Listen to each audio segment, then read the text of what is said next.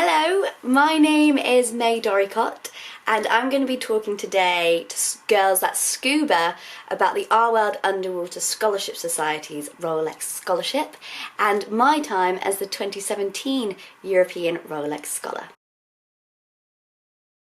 So the Rolex Scholarship is something that the Our World Underwater Scholarship Society give out each year.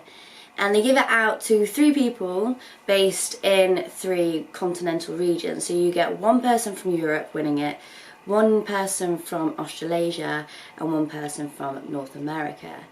And it's 1 person from each of those regions being able to go out into the world and explore their underwater passion in line with their academic interests.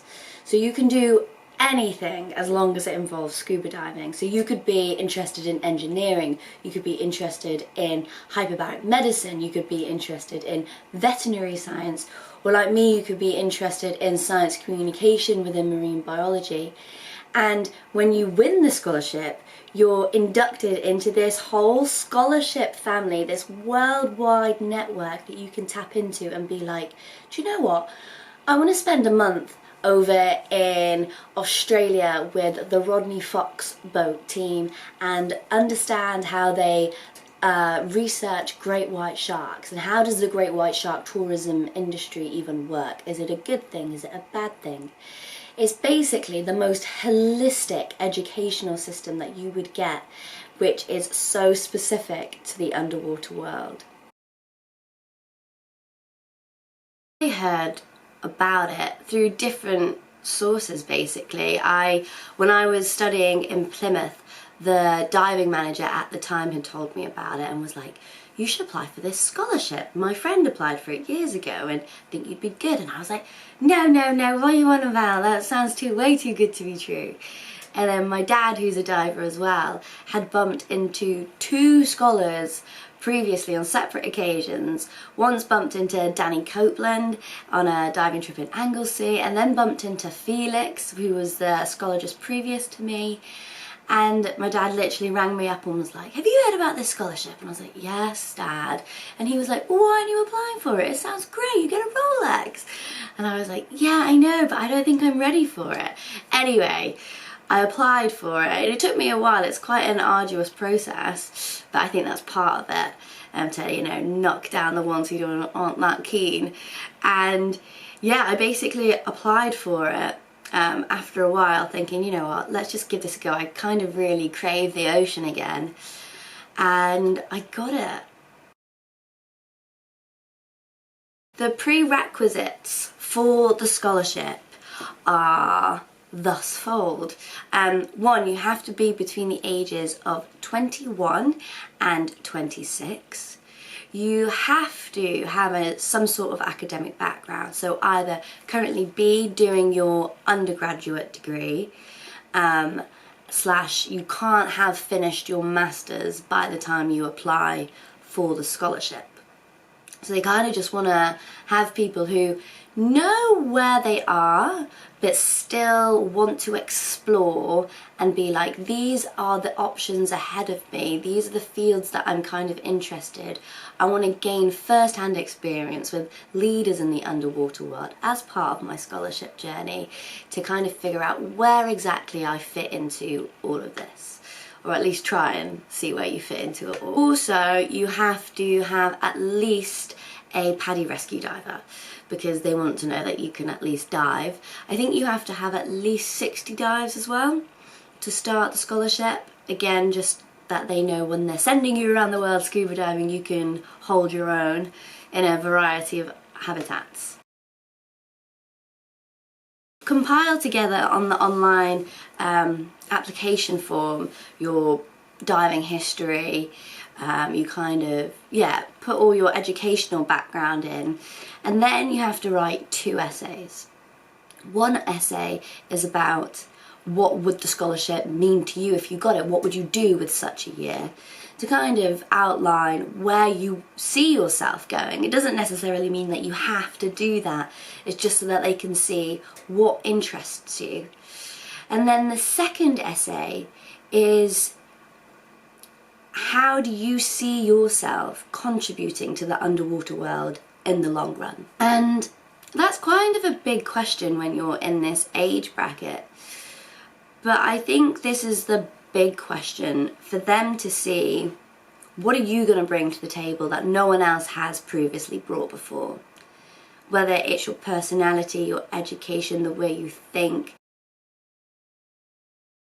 It's the most wonderful thing in the world because, yes, I got a Rolex, and yes, I got a load of sponsorship from all of the amazing people who contribute to the scholarship, and yes, I got to go diving everywhere, but the biggest thing was the input that each and every person I met during my scholarship put in me and helped me understand what they do and whether I could do that or whether my skills are fit somewhere else. You come out and it's quite bizarre when you finish it, but after it kind of all settles down, you really realise what a wealth of knowledge you've come away with. And that's the true reward of the scholarship. I went to 16 different countries, spent nearly 200 hours underwater, got to spend amazing opportunities with people like Alex Mustard, learning from him in the Red Sea, Christina Zanata, I'm just name dropping here, Rodney Fox's shark expedition, and obviously just gain some beautiful and wonderful friends all around the world. I got to go to places like the Rodney Fox shark experience and help with Dr. Charlie Houvenier's when they were testing surfboard repellents, and generally just got an interest in the shark industry there. I got to go to Moat Marine Laboratory in Florida and do an ecotoxicology internship there, which was amazing. That place is insane. When you apply for the scholarship, you put down all these things you're going to do, and even in the interview you kind of go like, yeah, I'd like to do this and this and this and this. And then they go, okay, you've got it. You're going to New York, you're going to meet the previous scholars, and then you're going to set off on your journey. And that's when it really hits you that you've got to plan a whole year kind of on the run of places that you really want to go, and you've got to make the most out of this year. Obviously you're not measured at the end by what you really achieved, but what you came away with. But still there was this kind of pressure to do something good, and I personally really wanted to take into consideration my carbon footprint during the year, so I tried to just keep on flying around the world in one direction before ever going home, really. I had 3 main interests that I really wanted to focus on. The first one was getting real hand experience in marine biology in the field with different institutions, because I'd studied marine biology, I'd done a bit of conservation work before, but I really wanted to get a bit more gritty with it to see whether it was really for me. The second one was gaining more experience in science communication, so these were kind of linked, seeing how people did their science and how did they actually effectively communicate it out through different mediums, not just film but through blogs. And then the third one was pushing my diving experience. I'd already been diving from the age of 12. From up until this point, I had my dive master, I had my HSE commercial diver ticket from uni, and I just wanted to keep on pushing myself, really. The whole year started off with the diving aspect, and I learned how to use a rebreather, and that was the biggest challenge for me. But I thought, if I learn how to use a rebreather, I could go deeper, I can stay down for longer, I can use it for all of my other interests, really. And I was never really going to be able to learn how to use a rebreather outside of the scholarship, so that was a major benefit for me. And in general, diving wise, during my scholarship year, I was able to do a cabin course, a GUE tech course, I furthered my rebreather and did my Healy trucks with it, and generally just got so much experience with different technical equipment in diving. So that was a huge benefit for me from the scholarship. But the biggest science, marine biology thing that I did was actually join a scientific expedition with now my absolute idol and mentor in life, Dr. Sonia Rowley, and she used rebreather technology to go down to depths beyond 100 metres to collect new species of gorgonians, which are these sea fans. Just being a part of a scientific expedition like that was so novel for me, and it was amazing to be alongside such a formidable woman in science and help her, learn from her, dive every day on remote reefs, have a dive site named after me. It was one of those pinnacle moments of my year. And that is in fact true, I think, to every scholar. There's always one experience which is the peak of your year, where you finally really understand where you fit into it all, or where you kind of really want to start going. Because with Sonia's expedition, we communicated all the science that we were doing live to the local community who actually depended on that reef.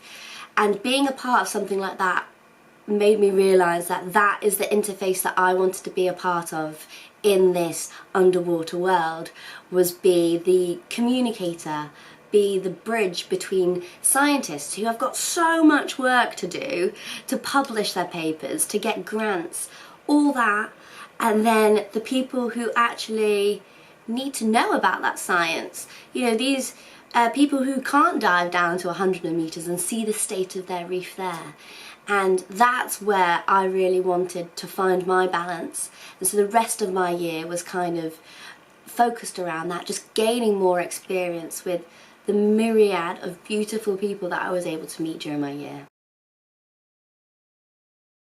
In terms of resources to apply for the scholarship, there's mainly the Our World Underwater Scholarship Society's website, where you can see all of the blogs that previous scholars have wrote. And if you're really interested in applying for the scholarship, I would highly recommend finding someone on there, a previous scholar who sits in line with where you are, and read what they got up to, and read what any other scholar got up to, because that really shows you what is possible during this year.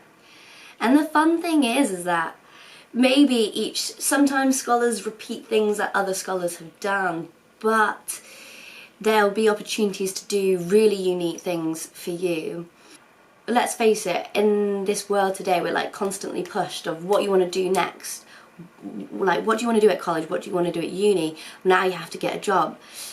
But the scholarship is so precious because it gives you a whole year to just kind of float around, but float around with purpose, with people who are inspiring and will mentor you. Anything else I'd like to say? No, I think that's it.